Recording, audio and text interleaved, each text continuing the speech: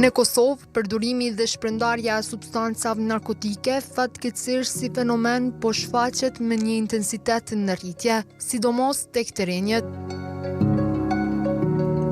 Sipas të dhënave zyrtare dhe raporteve, numri i përdoruesve të drogës është rritur ndjeshëm gjatë viteve të fundit, duke ngritur alarmin për pasojat të thella sociale dhe shëndetësore që sjell kjo dukuri.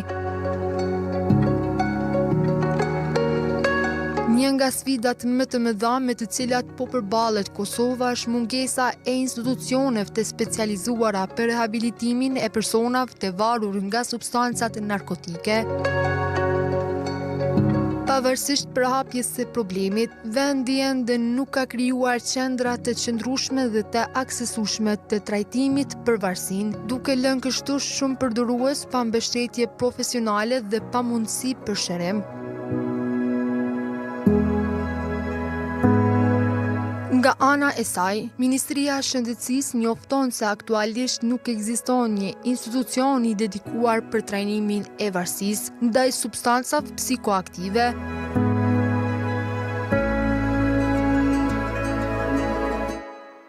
Ju njoftojmë se aktualisht nuk ka një institucion qendër të dedikuar për trajtimin e varësisë ndaj substancave psikoaktive. Përdoruesit e drogës trajtohen kryesisht në klinikën e psikiatrisë në QKK. Është emëruar grupi punues për vlerësimin e gjendjes, analizën e situatës dhe hartimin e planit të veprimit për realizimin e projektit Qendra e Sëmundjeve të Varësisë, i cili është në proces të hartimit. Siç e dimë, edhe Kosova përballet me sfidën e trajtimit të përdoruesve të drogës, mirë po është rëndësishme të theksohet që Ministria dhe institucionet e shëndetit mendor janë të përkushtuar për të ofruar shërbime profesionale për përdoruesit e drogave. Në klinikën e psikiatrisë ka një repart me vetëm 10 shtretër për trajnimin e varësisë. Aty bëhet vetëm detoksifikimi dhe trajtimi me medikamente, por nuk ofrohet rehabilitimi. Gjatë 3 viteve të fundit në këtë klinikë janë trajtuar gjithsej 449 pacientë. Megjithatë, sfidat mbeten të mëdha, ndërsa nevoja për një qendër të specializuar dhe me shumë shërbime mbetet urgjente.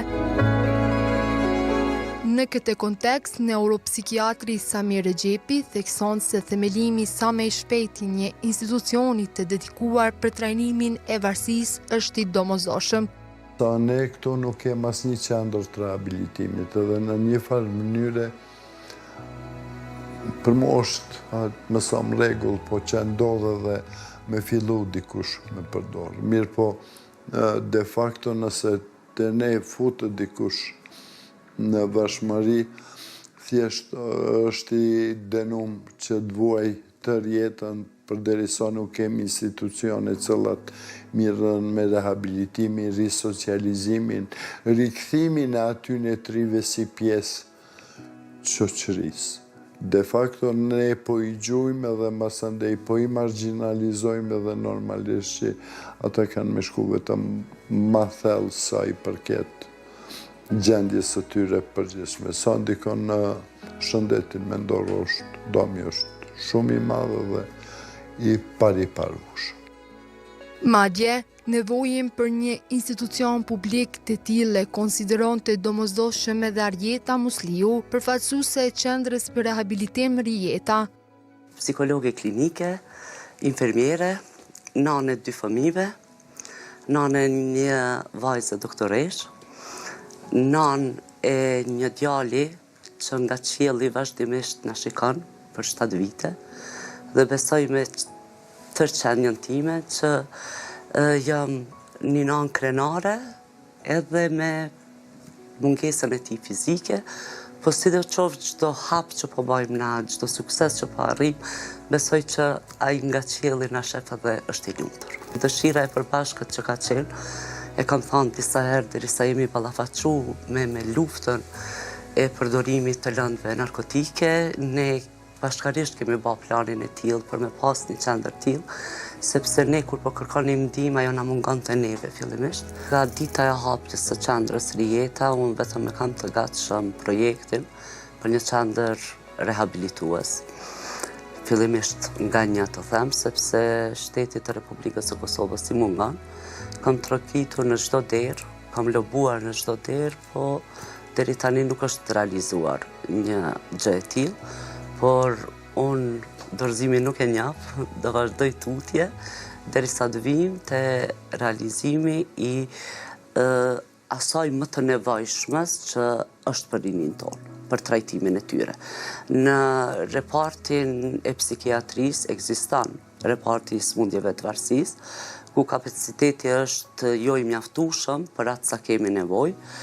Forma e trajtimit, me gjithë respektin e stafit që është duke kontribuar aty, besoj që nuk janë të mjaftueshme 2 javë apo 1 muaj qëndrim, edhe pse ofrohen shërbimet që duhen për atë individ, po çka tutje kur i hapim derën atij individi.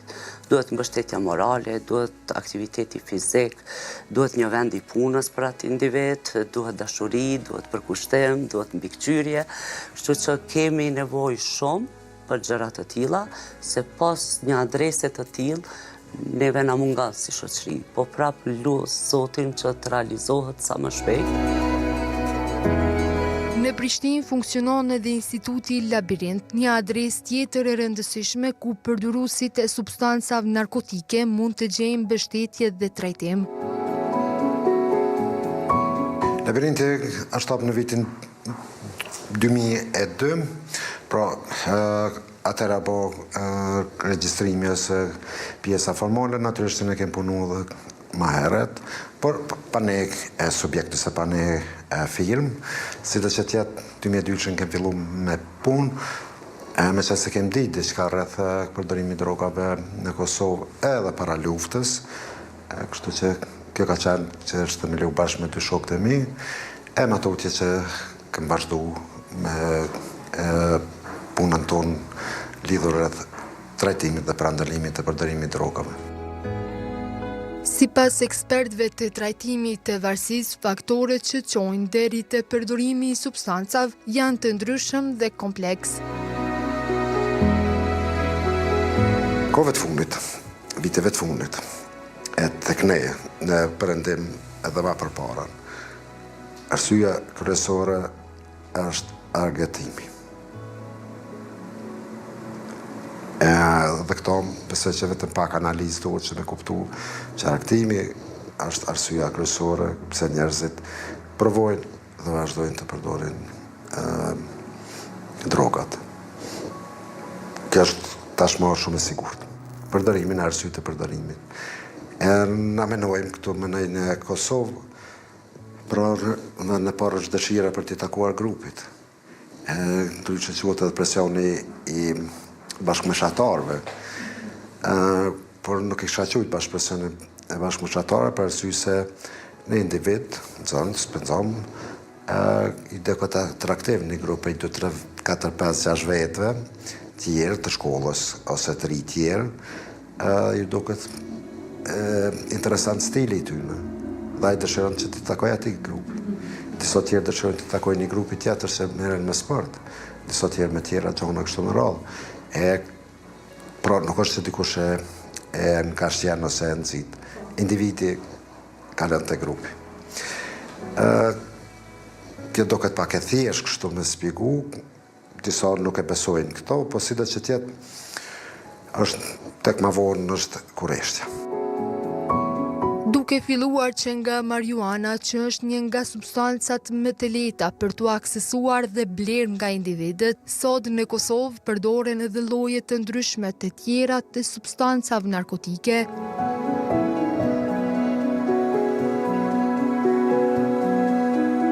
Tregun ton po hyn lloje të ndryshme.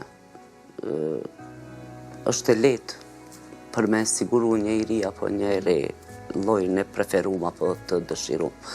Zakonisht këta të rinj fillojnë nga konsumimi i marijuanës, kanabisi, joint, si quhet në fjalorin e tyre, por ajo është e pamjaftueshme sepse pas një periudhe të konsumimit ai lloj i drogës nuk e jep efektin që ata e dëshirojnë.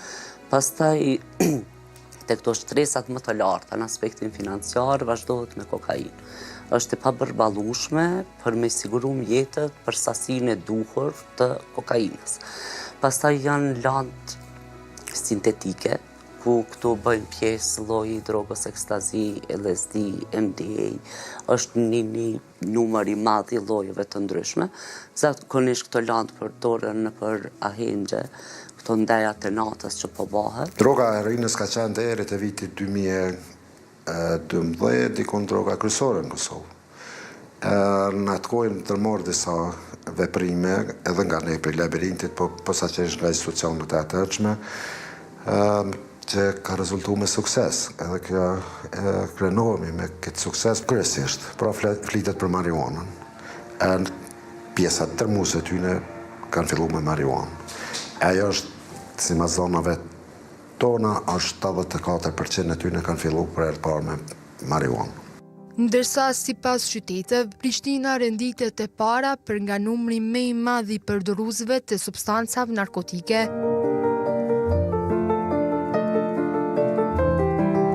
Natyrisht, kryeqyteti është qyteti i cili ka mas shumë të përdorues drogave, dukshëm më shumë, si dhe gjithkund tjetër. Pastaj vinë qytete tjera, çfarë është për shembull Prizreni, tani ka qenë Gjilani deri vonë, po situatat ndryshojnë, për shembull është Frejzaj, kështu me radhë qytete tjera, vinë Gjakova, Peja, Mitrovica. Si pas të dhënave zyrtare të policisë së Kosovës, gjatë vitit 2024 në polici janë paraqitur 567 persona lidhur me raste të substancave narkotike, ndërsa 705 persona janë arrestuar për vepra të lidhura me narkotikët. Gjithashtu, gjatë këtij viti, janë zbuluar 3 laborator për prodhimin e heroinës, kokainës dhe metamfetaminës.